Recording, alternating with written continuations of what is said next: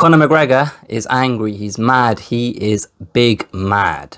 A lot's been going on over the last 4 or 5 days. So here's a disclaimer for you guys. If you're here looking for just the news, just a bar for bar, blow for blow account of what has happened, then you're in the wrong place, because that's not what I do. So if that's what you want, fuck off. Sling your hook.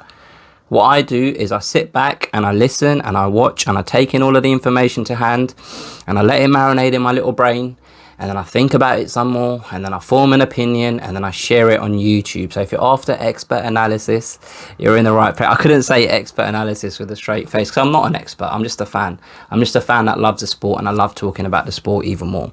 So for me, over the last few days, a lot's happened. There's 2 or 3 things that I really want to talk about. Firstly, Conor McGregor sharing screenshots of a private conversation he had on Instagram with Dana White. So it was going down in the DMs, and he decided to take screenshots of those DMs and tweet them. Dana White was asked about the fact that Conor McGregor did that in the post-fight press conference at UFC 253. And Dana White said that's not guy code, that's not man code, or something like that. Basically saying he shouldn't have done it. Calling it unethical. If you say something's not man code or guy code, it's basically saying you're going against the morals and ethics between 2 men, sort of thing. And under any normal circumstances, I'd agree with Dana White. But you have to look at the motivation of Conor McGregor. Like, why did he actually share those DMs? And he shared those DMs, and I tend to agree with him. He shared those DMs for a couple of reasons. He shared them because he felt like the UFC were perpetuating this false narrative about Conor McGregor. He felt like they kind of let the news leak, or basically were telling us, the fans, via the media, that Conor McGregor was offered the fight with Tony Ferguson as a late replacement for Khabib, when Khabib couldn't make the fight that they were supposed to have at, was it UFC 249, 248, something like that.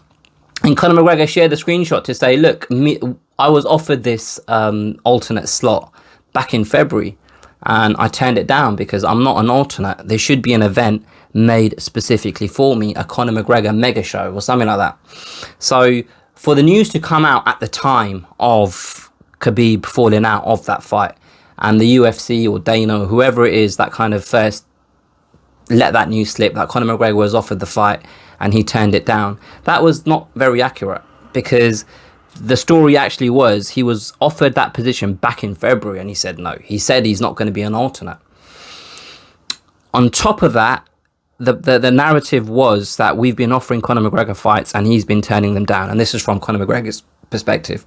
And you can see from the DMs, Conor McGregor is throwing ideas at Dana White, throwing potential events, throwing potential opponents at Dana White. And Dana White and him are both discussing these ideas. So you can see that he was very active in trying to find an opponent and an event to fight on. So in this instance, I actually agree with Conor McGregor for sharing those DMs, because it gives you context to the tweets that he shared around those DMs. He was saying that, look, I didn't turn down a fight with Tony Ferguson. I said no to that back in February before anyone had even fallen out. And no, I haven't been turning down fights. Here, look, I've been asking for fights.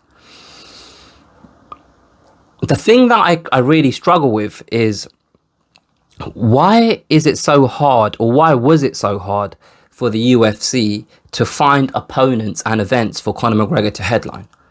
Like, Conor McGregor made it clear back in November last year, that this year, 2020, was going to be a season for him. And he wanted to remain active, and he wanted to have 4 fights.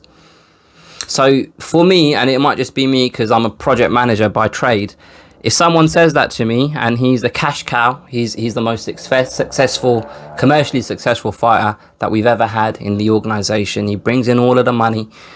He's the biggest star that the sport has ever seen. He's been very inactive. Like, you have to remember, since 2016 when he fought Eddie Alvarez in November, he's had 2 fights in MMA. He's fought twice since 2016. And now he's saying to you he wants to fight 4 times in a year. That's just fucking money signs, dollar signs ringing in my brain and in my eyes. So I'm thinking, all right, he's going to fight in January. Let's get an event. Let's earmark an event for him in May, like he said, and then another one in September, and then another one in December. Let's just have those ready for Conor McGregor. Now, look, we know COVID hit back in March and then everything changed. But surely when your biggest star says he wants to fight 4 times, you need to start making arrangements. You need to start accommodating his desire to fight 4 times in the year. I found it really weird that they were tossing ideas back and forward in February, a few weeks after he had already beaten Donald Cerrone, and there still wasn't a plan in place for him to fight. There still wasn't an event to say, this is the fight, this is the event that Conor McGregor is fighting on. It was in those DMs, Dana White offered him a fight on International Fight Week in July. So that's basically month 7. That doesn't really fit into the 4 fight in the year plan that Conor McGregor had. Does that make sense? So I find it really strange that it just felt like it was just very disorganized, or kind of just very little thought and planning had gone into this effort that Conor McGregor wanted to make of these 4 fights in the calendar year. Now, obviously, we don't have all of the information to hand. We don't know what emails have been sent back and forward between the UFC and Conor McGregor's team. We don't know what meetings they'd had. We don't know what negotiations they had. We don't know whether they were just miles apart in terms of purses for his next fight. Do you know what I mean? So we don't have all of the context to hand. All we have is these DMs between Dana White and Conor McGregor, and it might be that they were far apart when it comes to purses, which is why Dana White wasn't being very receptive in the DMs, from my opinion, from what I've read in those DMs. Does that make sense? So we don't know all of the information we need to know to make an informed opinion. All we can do is make an opinion on the information we've been given.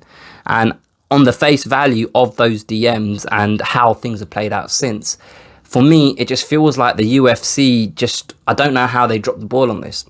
I don't know why Conor McGregor wasn't booked against a suitable opponent straight after he beat Donald Cerrone in January. It just doesn't make sense. So I suppose that's really the crux of the matter. That's really what I wanted to say. Like, there's something else. There's something else at play here that we're just not aware of. And I suppose if you zoom out a little bit, and rather than talking about the specific fights and the relationship between Conor McGregor and Dana White, I've heard people talk about how, he shouldn't have shared these DMs, and he's going to make Dana White really angry, and it's going to be hard for him to negotiate moving forward, etc., etc., etc. Like, let's have it right, man. Dana White loves a pound note.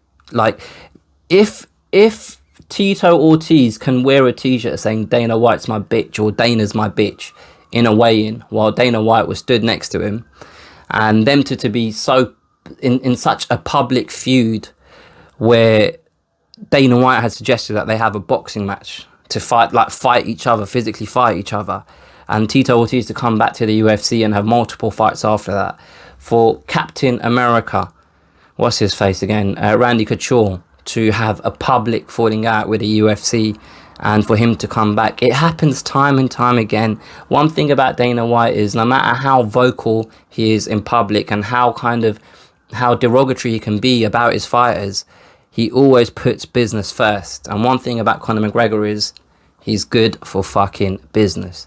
So I can't see any of this public fallout between the two of them affecting anything going forward. The only thing that you can really think about is, how are they going to make it right? How are they going to repair the situation that they're in at the moment? I don't know. I don't know what the answer to that is, because you've got Conor McGregor now talking about boxing Manny Pacquiao in the Middle East, and then you've got him and Dustin Poirier basically teaming up and agreeing a charity exhibition MMA fight. So those two things seem very, very, very far away from Conor McGregor coming back into the fold and fighting on a UFC card anytime soon.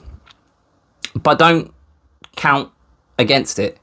It's not like it's not possible. It's not like it's never happened before. It's not like Conor McGregor hasn't fallen out with the UFC before. It's not like other fighters haven't fallen out with the UFC before. Dustin Poirier himself is in the middle of a spat with the UFC. But there are a couple of names in the lightweight division that could be a suitable opponent for Conor McGregor. It's just whether the UFC are willing to say, all right, well, Conor McGregor against a Dustin Poirier, Conor McGregor against a Tony Ferguson, Conor McGregor against a Hooker, Dan Hooker, Conor McGregor against a Michael Chandler is a pay-per-view headliner, because the name itself, Conor McGregor's name itself, is a pay-per-view headliner. But are the UFC willing to put a fight that isn't for a title as a headline for a UFC show? Who knows? Who knows? So there's a lot to kind of think about. But I suppose the takeaways for me are Conor McGregor wasn't wrong to share those screenshots, in my humble opinion, because he felt he was being lied about. And I still am struggling to understand why the UFC didn't have a robust plan in place to accommodate this season that Conor McGregor wanted to have. That's it. Those are my thoughts. So let me know what you guys think. Please feel free to put your comments below. If there's something that I just missed or I haven't really mentioned in this video, please feel free to put it in the comments and I'll definitely come back to you. If you've enjoyed it, share it with a friend, subscribe to the channel, all of that good stuff. I'll catch you guys next time.